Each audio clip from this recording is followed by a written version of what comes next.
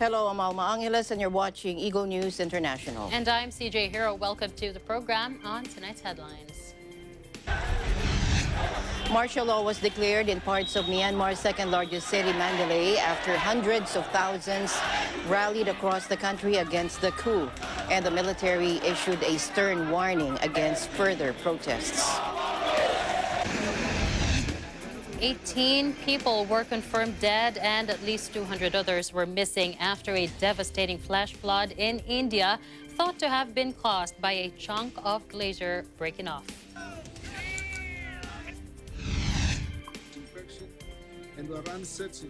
The South African Minister of Health, Zweli Mkhize, said that more study is needed regarding the efficacy of the AstraZeneca vaccine ahead of national rollout because more cases of a new virus strain spread in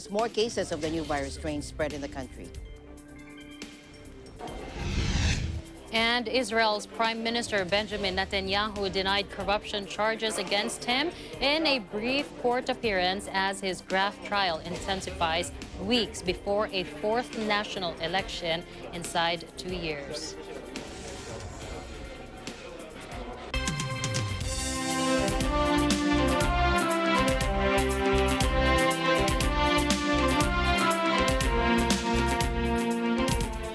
Tens of thousands of protesters poured onto the streets across Myanmar in the biggest anti-coup rallies yet as an internet blackout failed to stop growing outrage at the military's ouster of elected leader Aung San Suu Kyi. Some estimated that the number of protesters in Yangon alone was 100,000. There were even reports of large demonstrations in other cities condemning the coup that brought Myanmar's 10-year experiment with democracy to a crashing halt. Take a look.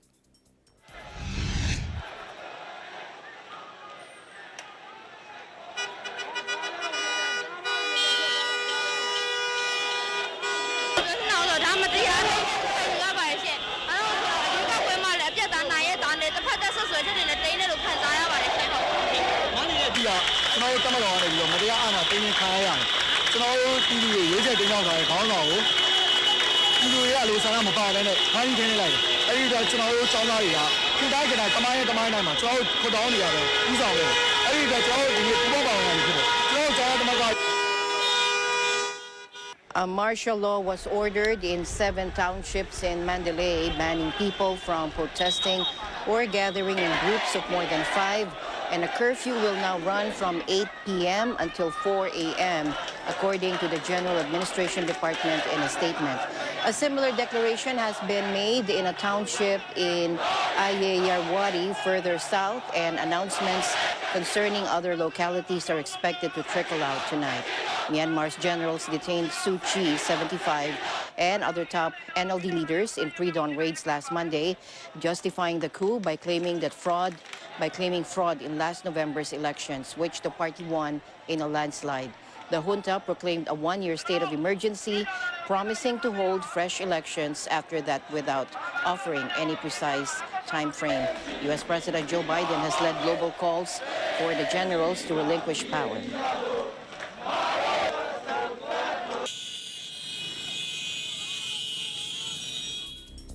Meanwhile, Myanmar's generals issued a stern warning against further protests on Monday as a mass uprising against their coup gathered pace, with hundreds of thousands on the streets demanding the release of ousted leader Aung San Suu Kyi.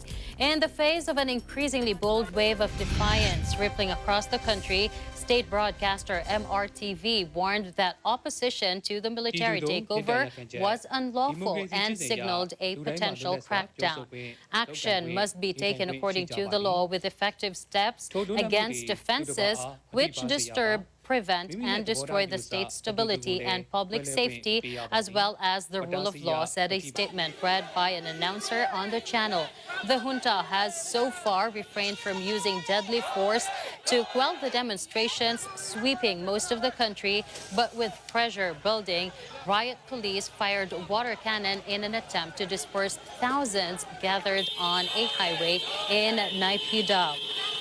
Tens of thousands of people rallied over the weekend in the first major outpourings of opposition, and the movement built on Monday with bigger protests in key locations across the country, as well as the start of a nationwide strike.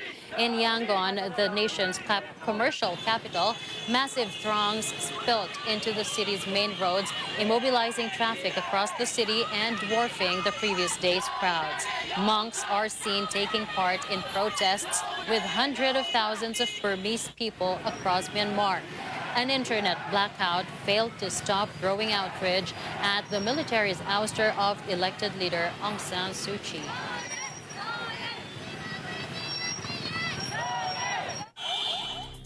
In other news, Israel's Prime Minister Benjamin Netanyahu denied corruption charges against him in a brief court appearance Monday as his graft trial intensifies weeks before a fourth national election inside 2 years.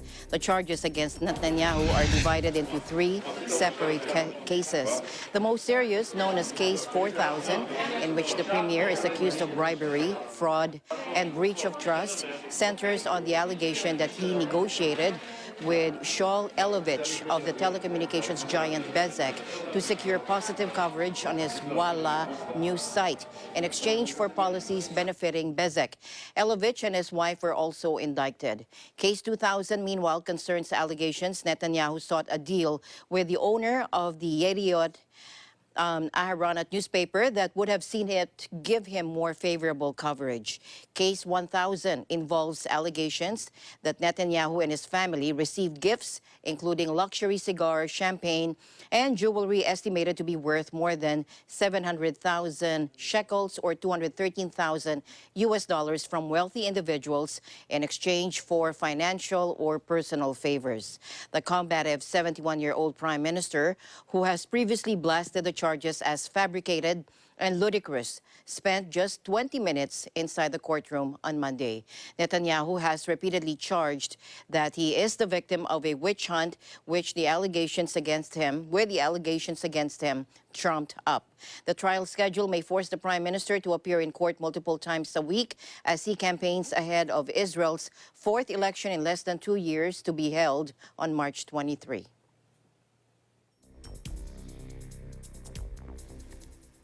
In a related news, a few dozens protesters demonstrate against Israeli Prime Minister Benjamin Netanyahu outside the courtroom where he is formally responding to corruption charges as his trial enters an intensified phase 6 weeks before he faces re-election. Watch this.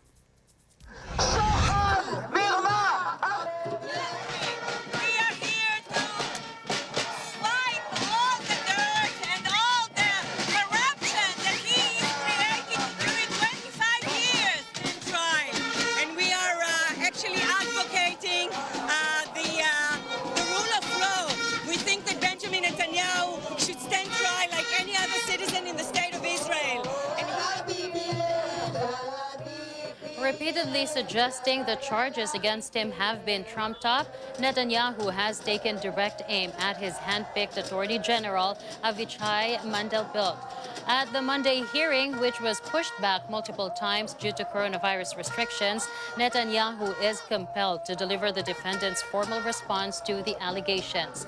This marks the last pre-trial hearing, with upcoming sessions focused on testimony and evidence. The trial scheduled May 4's Netanyahu to appear in court multiple times a week as he campaigns ahead of Israel's fourth election in less than 2 years, to be held on March 23. Netanyahu, the first Israeli premier to be indicted in office, was charged last year over allegations that he accepted improper gifts and sought to trade regulatory favor with media moguls in exchange for positive coverage.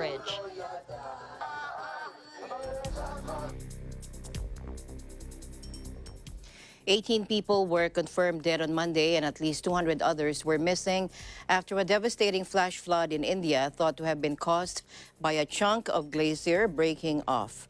The resulting wall of water and debris barreled down a tight valley in India's Himalayan north on Sunday morning, destroying bridges, roads, and hitting 2 hydroelectric power plants. The state government said at least 200 people were still unaccounted for. Most of those missing were working at the 2 power plants. Some were trapped in 2 tunnels cut off by the floods and by mud and rocks.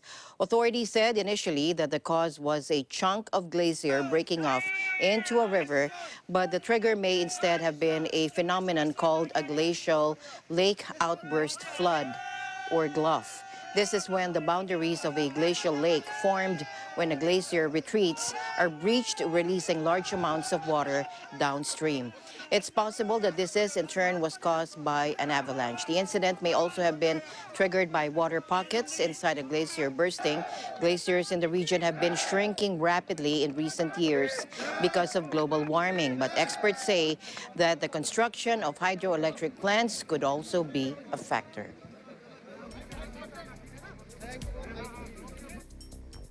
In other news, the Netherlands and parts of Germany were blanketed on Sunday by a snowstorm that disrupted planes and trains and put some coronavirus testing on hold. Britain was also bracing for heavy snow from what Dutch meteorologists have called Storm Darcy, which is packing winds of up to 90 kilometers an hour. People rushed outdoors to enjoy sledging and playing in the snow in Dutch and German cities, despite the bitterly cold conditions, with temperatures as low as -5 degrees Celsius. But Dutch authorities declared a rare code red emergency for the entire country as it was hit by its first proper snowstorm in more than a decade. Weather forecasting website weir.nl said this is the first snowstorm in a long time. The last snowstorm took place in January of 2010.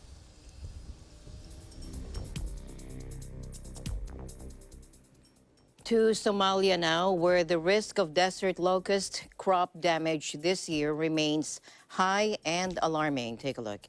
That is the warning from the Food and Agriculture Organization, or FAO, which has called for substantial and timely funding to scale up operations to reduce locust populations. FAO is working with the government in Mogadishu to decide on immediate action that will help farmers to protect their crops and people's jobs, but also keep food security at bay, according to its statement.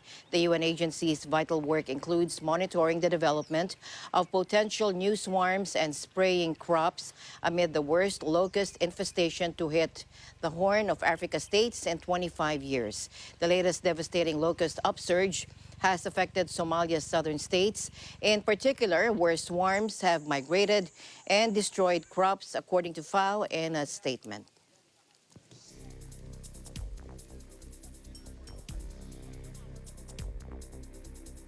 In other news, an Australian journalist who disappeared from Chinese state television's airwaves 6 months ago and was detained by Beijing authorities has been formally arrested for supplying state secrets overseas. Chang Lei had been a familiar face on CGTN's English language channel, conducting interviews with noted CEOs from around the world. She now faces severe punishment if found to have broken China's national security laws. Watch this. 了解中国司法机关经依法审查，认为澳大利亚籍人士程雷涉嫌为境外非法提供国家秘密罪，依据《中华人民共和国刑事诉讼法》，于2月5日批准逮捕犯罪嫌疑人程雷。目前此案正在进一步办理中。期间，中国司法机关依法办案，充分保障程雷的各项权利。 中国是法治国家，中国司法机关依法独立办案，有关人员的各项合法权利均得到充分保障。我们希望澳大利亚方面切实尊重中国的司法主权，停止以任何方式干预中方依法办案。 My name is Cheng Lei. I'm a TV anchor based in Beijing, China. Born in Henan province, Cheng is now an Australian national who emigrated to the country as a child before returning to China and joining the state broadcaster in 2012. China does not allow citizens to hold dual nationality. Cheng's detention came as relations between Australia and China cratered. The timing and lack of information about charges raised speculation that her detention was politically motivated or tit-for-tat retaliation. Beijing has reacted angrily to Australia's liberal use of foreign interference laws to block Chinese investment in sensitive sectors and to investigate Chinese influence on the country's public life. China was also infuriated by Australia's calls for an independent probe into the origins of the coronavirus pandemic, responding with a slew of sanctions against Australian exports. And this is my story. In other news, Japan said it has protested to China over 2 incursions into Japanese territorial waters that come after Beijing enacted legislation toughening its response to violations of its maritime territory. Japan and China dispute ownership of the uninhabited islets in the East China Sea that Tokyo calls the Senkakus and Beijing the Diaoyu. The rocky islets are administered by Tokyo, which has regularly protested what it calls the violation of its territory by Chinese vessels. The latest row comes amid heightened tensions after China enacted legislation allowing its Coast Guard to use weapons against foreign ships that Beijing sees as illegally entering its waters. Japanese government spokesman Katsunobu Kato said Tokyo had protested after 2 Chinese Coast Guard ships entered waters off the Senkaku Islands on Saturday and Sunday. He said Japan's Coast Guard ships repeatedly demanded they leave while ensuring safety of fishing vessels. Chinese Coast Guard vessels have regularly been sent around the disputed islands, especially under the leadership of President Xi Jinping, who wants to make the country a maritime power. Last year, Chinese ships were confirmed in the contiguous zone of the islets for a total of 333 days, an all-time high.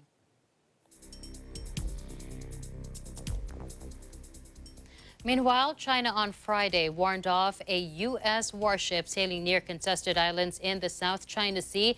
Beijing said the first such encounter made public since the inauguration of President Joe Biden. The USS John S. McCain broke into China's Xisha territorial waters without the permission of the Chinese government, Beijing's military said in a statement, using its name for the disputed Paracel Islands. The Arleigh Burke-class guided missile destroyer on Thursday also conducted a routine transit through the waterway separating the Chinese mainland and Taiwan, which Beijing says constitutes part of its territory. Washington has argued that such exercises are in line with international law and help defend right of passage through the region amid competing claims by China and other governments. China lays claim to nearly all of the South China Sea, including the Paracel Islands. Taiwan, the Philippines, Brunei, Malaysia, and Vietnam all also claim parts of the region believed to hold valuable oil and gas deposits. Further angering those countries and the U.S., Beijing has moved to build reefs into artificial islands capable of hosting military planes.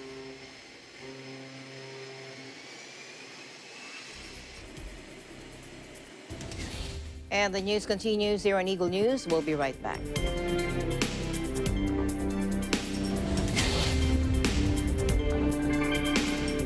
Portion is brought to you by Canriv Corporation, your ventilation and air conditioning specialist.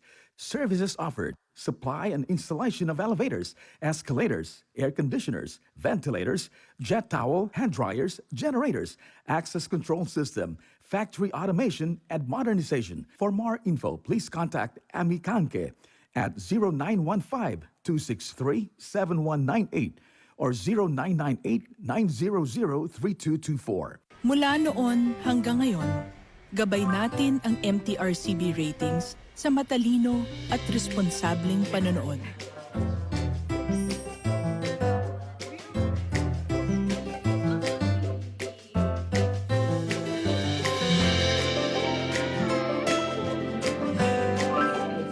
Sa tamang pagsunod sa MTRCB ratings, ginagawa nating ligtas at makabuluhan ang panonood ng bawat miyembro ng pamilyang Pilipino. Lumipas man ang panahon, hanggang may pamilyang Pilipino, andyan ang MTRCB.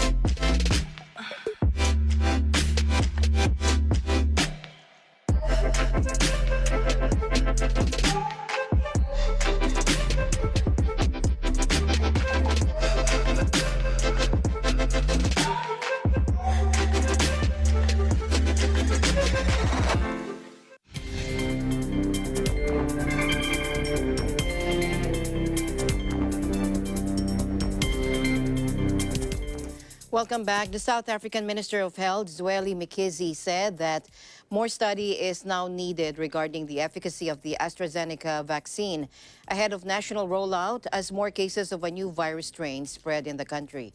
Recent research revealed that the Oxford AstraZeneca vaccine fails to prevent mild and moderate cases of the South African coronavirus strain. Let's listen in.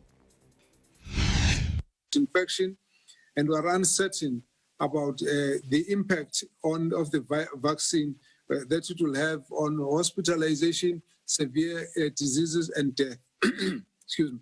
This means that what we will take from Professor Shabir Madhi is that some more work needs to be done on this issue, because the results from other countries have been quite satisfactory, but there are issues in South Africa that we need to study a bit more. So there's a number of other vaccines.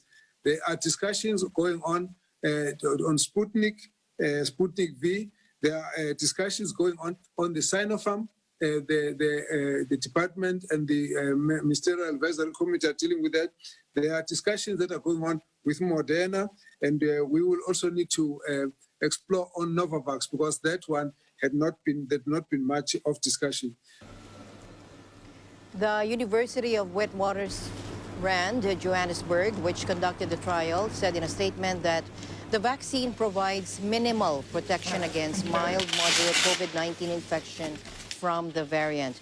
But in a full paper due to be published today, AstraZeneca said that none of the 2,000 participants developed serious symptoms, and that could mean it will still have an effect on severe disease, although there's not yet enough data to make a definitive judgment.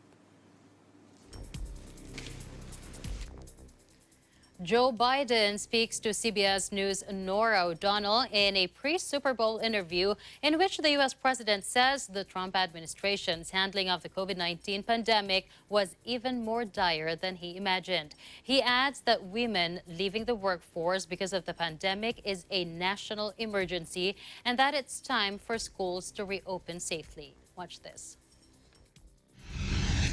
One of the disappointments was, when we came into office, is the circumstance relating to how the administration was handling COVID was even more dire than we thought.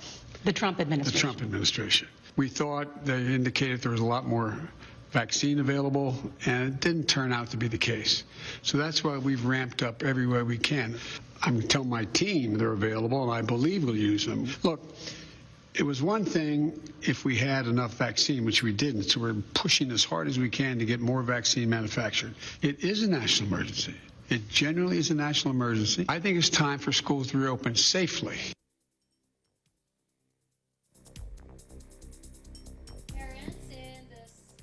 Meanwhile, parents in the suburbs of the U.S. capital said prolonged school closures aiming to curb the COVID-19 pandemic are taking a toll on school children's mental health and hampering their ability to learn and grow. Deanna Caputo, a psychologist and mother of two in Arlington, Virginia, said she started noticing symptoms of depression in her son after 8 weeks of remote learning. Let's take a look.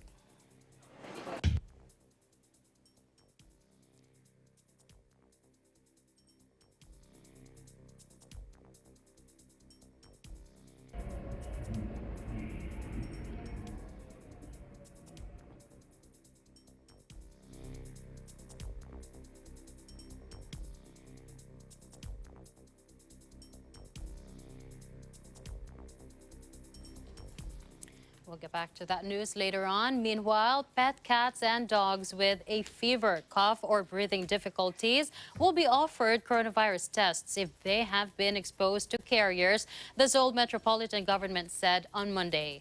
The program is sprawling South Korean capital, comes weeks after the country reported its first case of COVID-19 infection in an animal involving a kitten. Tests will be limited to pets that show symptoms, including fever, coughing, breathing difficulties, and runny noses after coming into contact with humans who have tested positive, she added. The test will be conducted near the animal's home by a team of health workers, including a veterinarian, according to Park. Animals that have tested positive will be required to be kept in isolation at home for 14 days, but where owners have the virus, their pets will be sent to separate kennels or or categories, human patients in South Korea are generally confined in central quarantine facilities if they do not need hospital treatment.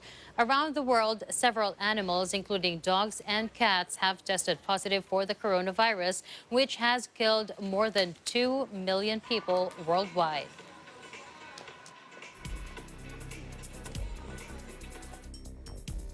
China delivered 600,000 doses of its Sinopharm coronavirus vaccine to ally Cambodia on Sunday, making the kingdom the latest country to use Chinese jabs, despite concerns about their efficacy compared to Western alternatives. Cambodian leader Hun Sen announced last month that China would donate 1 million doses of its coronavirus vaccine to the kingdom, which will cover 500,000 people because 2 doses are required. On Sunday, the strongman premier greeted the arrival of the first batch at Phnom Penh's International Airport. It's unclear when the remaining doses are scheduled to touch down. Hun Sen, 68, one of the world's longest-serving leaders, originally planned to receive the first shot of the vaccine. But he backed away from that idea after learning it's aimed at people aged between 18 to 59. The first people to get the jabs include frontline health workers, teachers, soldiers, the premier's bodyguards, and officials around the king, according to the premier. Cambodia plans to vaccinate at least 10 million of its 16 million population with shots from both China's Sinopharm and Sinovac, as well as the British-Swedish AstraZeneca.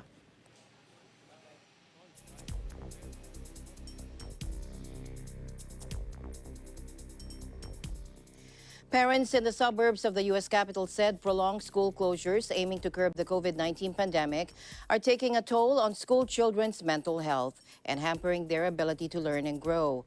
Let's take a listen.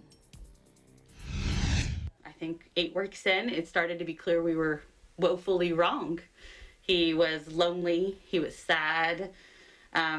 He started sleeping, so he would get up. And then he'd go back to bed at like 10:30 and sleep till noon. He's not a teenager, he's 10. He was just 10 in December, so he was actually 9. That's when I started to see the signs of depression, right? Which is moody. He would tell you he's not good at school and he's not smart, things that he had never done before. And I think he lost a purpose. Like kids, like most humans, need a purpose. They need something to get up and do and be responsible. We did look for a therapist. There were no therapists available. So obviously we understand the value of treatment, right, and support. And we looked down that route. I found one that would potentially do it over the phone, not even virtually, which is not how you can't connect with a child that way easily if you already had a relationship. I'm fighting for our family. I'm fighting for all of the families that don't have any more to give. Like there are parents out there that are so sad. And I think if we can't help them, then we, what are we doing? And so I think that our school board members, I think those teachers union that are instilling fear and that are looking for a no-risk situation are causing risk. They're looking for a no-risk teacher situation at the expense of children. And I'm angry. I'm so angry that adults matter more than children. Tell me in what other world and what other context adults come first. I just get up in the morning and then I'm just coming downstairs from 9 to 4 and just looking at a screen. It makes me feel lonely because I'm just sitting down here in the basement all by myself all day, pretty much almost every day, and there's really nothing I can do about it. The only thing I can really do is say that I really, really want to be back in school. But it's really hard and difficult and annoying and boring. And for the people out there that don't know, I think they should be very, very grateful if they don't have children that are on online school, because it's really boring and annoying, and I really don't like it. I think the most they should know is that they should be grateful that they're not kids living in this right now. It's very painful to see my kid sitting by himself all day, every day, and not getting that interaction. It's painful when he breaks down and cries and says that he's lonely. Having our kids in the class, it does come with risk, but it is not that is not what's going to endanger my kid in the long term and hurt his health in the long term. It's the not being in school that does that. Doctors, teachers, parents, and the government are all warning that anxiety, depression, self-harm, and even suicide, a growing number of children in the U.S. are struggling with their mental health during the pandemic. Millions of students have been attending school virtually since March last year, spending hours in front of computers without playing games or chatting with friends in person and missing out on sports and face-to-face art or music classes.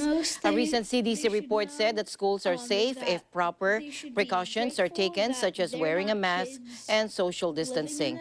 But many teachers' unions resist going back to classrooms. In Chicago, the mayor ordered elementary schools to reopen, but unions refused, demanding vaccinations for all teachers and threatening a strike.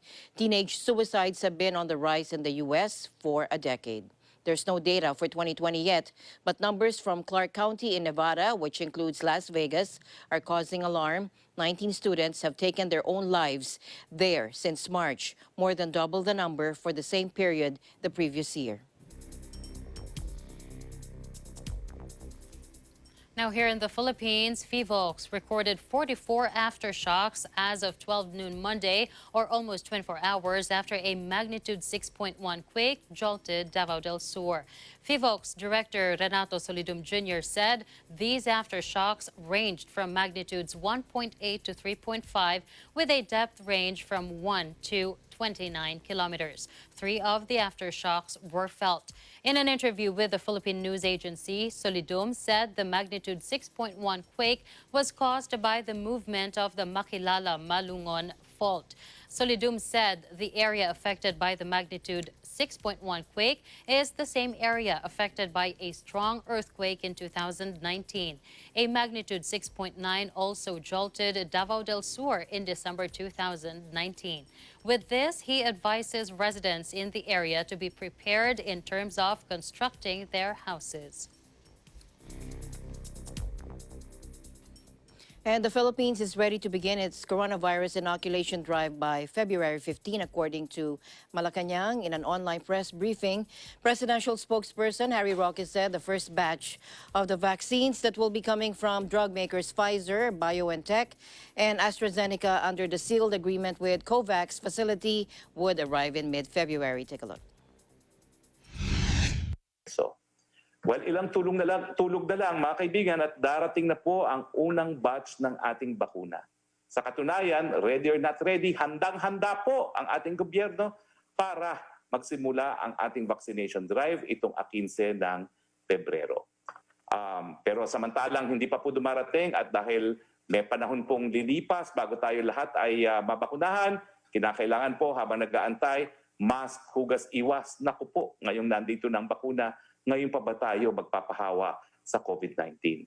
Kaugnay nito, base sa desisyon ng IATF, inanunsyo na po ng Department of Health at Department of Transportation ang guidelines sa pagsusuot ng face mask sa loob ng mga pribadong sasakyan. Dahil nga po nagkaroon ng kaunting kaguluhan dun sa ilang anunsyo na ginawa po ng ibang opisyales, no, lilinawin ko po.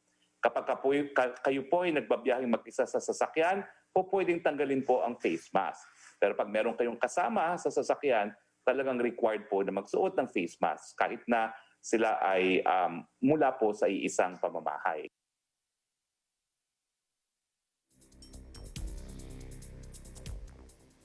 In other news, Israeli barbershops and some other businesses reopened Sunday as the country began easing its third coronavirus lockdown amid an aggressive vaccination campaign. The government had announced Friday it was lifting some restrictions imposed since December when the country saw a rise in COVID-19 infections.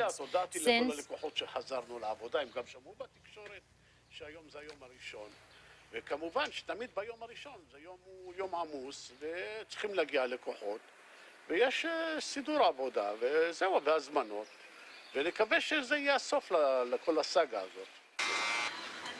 Since December, more than 3.4 million of Israel's 9 million people have received a coronavirus vaccine jab in what is seen as the world's fastest per capita campaign. Despite the inoculations, Israel has been registering a daily average of 6,500 new COVID-19 cases, down from around 8,000 in mid-January. Hotels remained shut and restaurants were allowed to cater only for takeaways, while guest houses could only host members of the same nuclear family. A suspension of international flights will remain in place until February 20, along with the closure of Israel's land borders. Israelis stranded abroad will be able to return on special flights.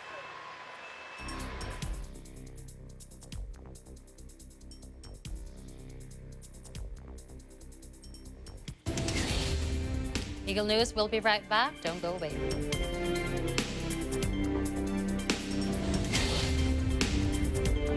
Hello, Happy Peeps. Make it a habit to watch Happy Time every Monday to Friday at 12 noon right here on Net 25. Happy Time, Happy Time. Events happen around us all the time. In our community, in our country, around the world. Events that affect people, move communities, or simply inspire us. Interesting events that people need to know. In these interesting times, we continue to be a competent partner in delivering news about these events.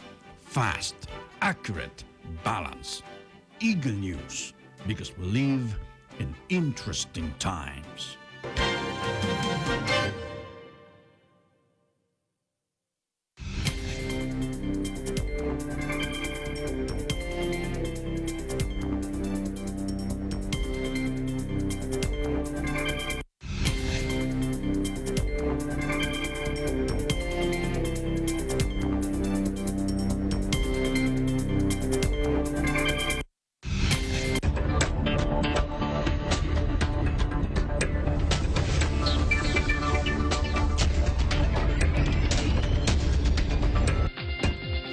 President Biden and his administration are pushing hard to keep their focus on the $1.9 trillion stimulus package as the impeachment trial of former President Donald Trump is about to get underway.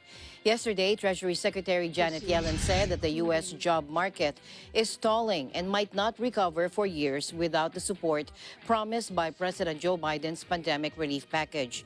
But in a separate interview with CNN, Yellen predicted that if Biden's $1.9 trillion package is passed, the country would get back to full employment next year. Yellen, the first female Treasury Secretary in U.S. history, noted that women, and especially women of color, had been particularly hard hit as the pandemic forces them to balance jobs and child care responsibilities. She also said the relief package would help them by providing funds to safely reopen schools and provide paid family leave.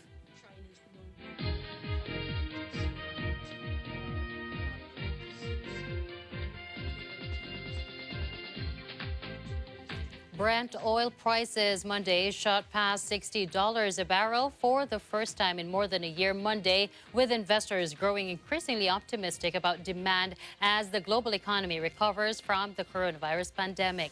The commodity climbed 1.26% to $60.19 a barrel, its highest since January last year, as asset markets rallied on the back of vaccine rollouts, slowing virus infections, and hopes that President Joe Biden's huge stimulus proposal will be passed by U.S. lawmakers.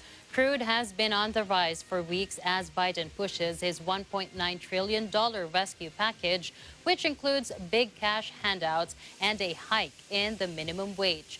Adding to the upbeat mood is data showing new infection rates, with last week seeing the lowest since October, while governments begin to get to grips with inoculations. Hopes for the long-term outlook overshadowed figures showing a rise in U.S. inventories.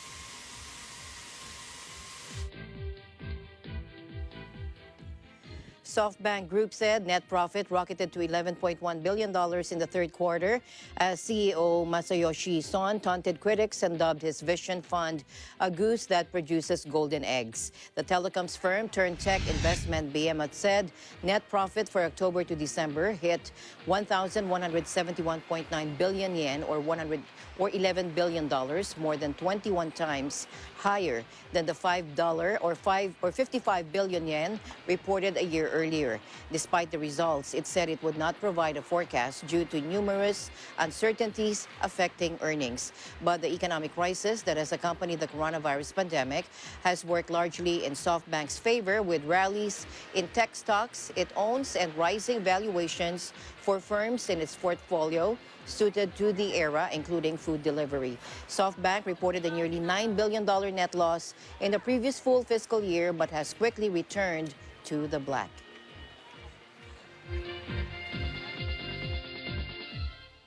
In other business news, Tokyo stocks closed higher on Monday, extending Wall Street rallies on expectations for a U.S. stimulus package and economic recovery in Japan.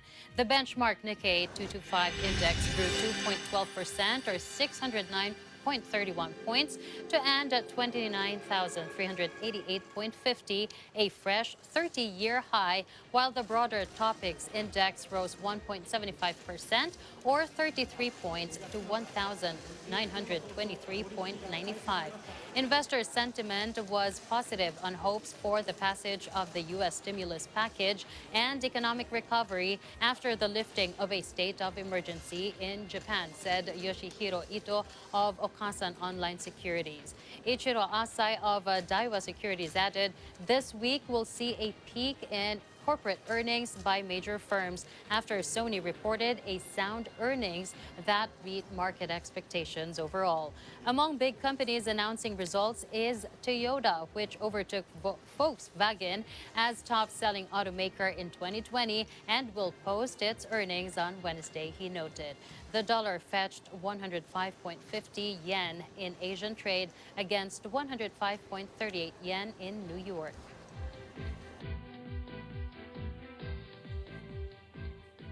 And with Lebanon's economy in a tailspin and the coronavirus pandemic wreaking chaos, panic buying has gripped pharmacies, creating shortages and a flourishing black market. Take a look.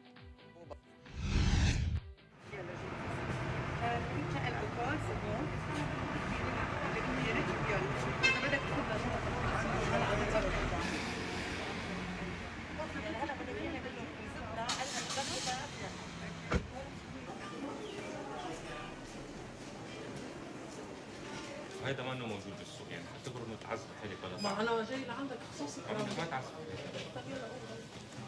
جيت على الصيدليه، انا من المنصوريه، جيت على كورنيش المزرعه لاخذ حليب لبنت صغيره عمرها 2 سنين وما في حليب، صاروا عم يتاجروا بحليب البيبيز، ما في حليب البلد.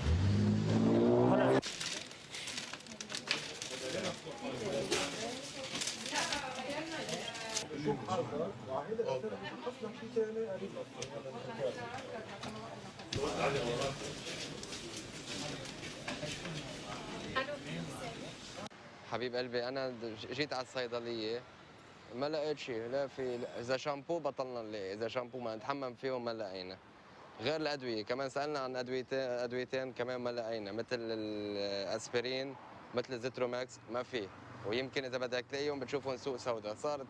صارت البلد رايحه على الاخر، مش عارفين لوين واصلين. الله يستر. هذا فيتامين يورو دي.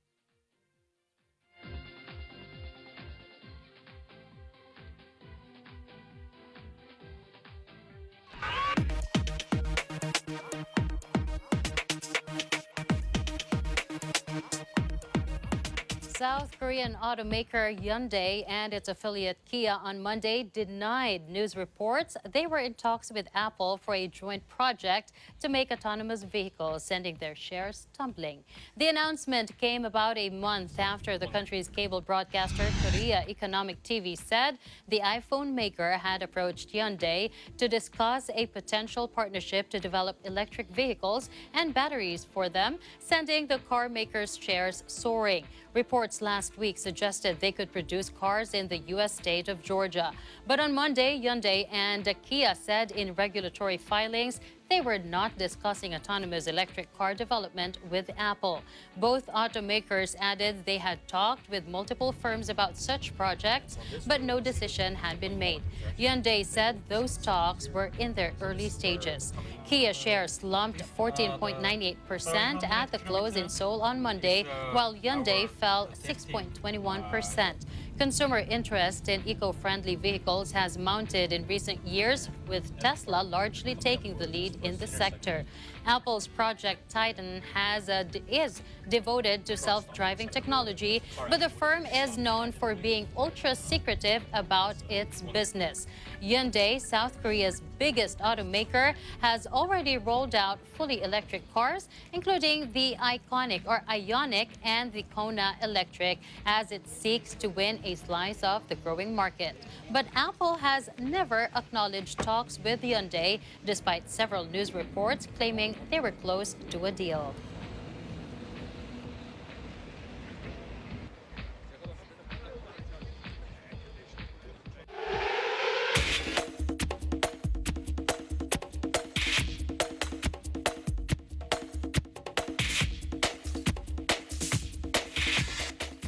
The Australian Open finally got underway at Melbourne Park 3 weeks later than originally scheduled because of the pandemic. Finally, take a look. Lots of tennis.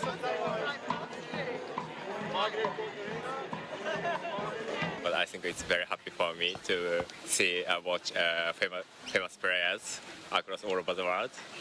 You know, as long as everyone does the right thing, then there's nothing to really stress about. Ultimately, it's all about the health first, and I feel like we're in a position that we're doing, obviously, with the numbers, we're doing very well, and it's enabled us to go out to something like this and feel safe. So that's great. Japan's Naomi Osaka, the third seed, struck the first serve of the tournament on Rod Laver Arena against Russia's Anastasia Pavlyuchenkova in the women's singles. Serena Williams, meanwhile, follows her on court with men's world #1 Novak Djokovic playing in the night session. Veteran American Venus Williams kicked off proceedings on the neighboring main show court, Margaret Court Arena, against Kirsten Flipkens of Belgium in front of a sprinkling of fans with crowd numbers limited to 30,000 a day. The tournament is known as the Happy Slam for its convivial atmosphere, but the pandemic has cast dark clouds over this year's build-up.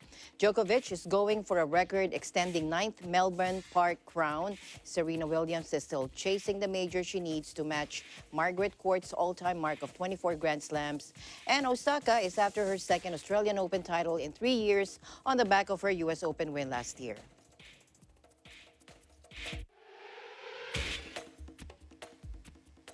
Now, if Tom Brady did not already occupy a seat at the top of the table of North American sports' greatest icons, he will now be pulling up a chair. The 43-year-old quarterback authored another implausible chapter to his age-defying career on Sunday, winning a record 7th Super Bowl as the Tampa Bay Buccaneers stunned the Kansas City Chiefs 31-9. It was a victory that elevated Brady alongside names like Michael Jordan, Wayne Gretzky, Babe Ruth, or Serena Williams, the rare once-in-a-generation athletes whose achievements are expected to stretch long into the future. Sunday's victory in Tampa saw Brady improve a slew of records he already owned, putting them even further out of reach. At 43 years old and 43 years and 188 days old, Brady is the oldest man ever to play in a Super Bowl, let alone win it. His 7th Super Bowl victory means he has now won more Vince Lombardi trophies than every team in the league. Brady's 5th Super Bowl Most Valuable Player award is 2 more than his nearest rival, boyhood idol Joe Montana. And the victory with the Buccaneers means he is only the 2nd quarterback to take 2 different teams to a Super Bowl title.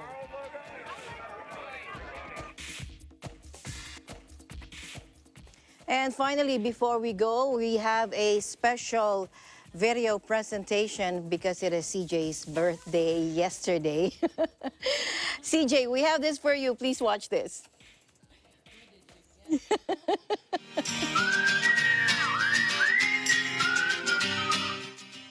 Hey Camille, this is your cousin Clifford, and I'd like to greet you a happy birthday.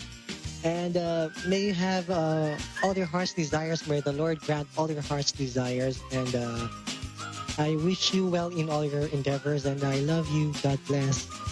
See you soon. Hi, Tita Ka. Happy birthday to you. Happy birthday to you. Someday, I'd like to be a weathercaster and a princess, just like you. I love you. Hello Camille, happy birthday. We just want you to know that we are very proud of you and lagi mong tandaan nandito kami para sa iyo. We love you so much. Happy birthday. Happy birthday to you. Happy birthday, dear Tita Camille. Happy birthday to you. We love you, Tita Camille. Oh, Cam, happy birthday. Oo nga, birthday mo na ngayon. February ka pala, no? Kumusta ka na dyan? Ingat ka lagi, ha? Lalo na gabi yung trabaho mo. Yung pag-uwi mo. Okay, love you. Hi, Camille. I just want you to know that I'm happy for your achievements. And I'm very proud of you. I love you. Happy birthday. I love you. Happy birthday, Camille. Stay healthy, stay fit. Pray always. Wherever you go, seek for the Lord's guidance palagi. Remember that time you went into boxing. The greatest lesson there palagi sinasabi, di ba? Keep your guard up and your chin down. So stay strong and healthy. We love you. Happy birthday. Happy birthday.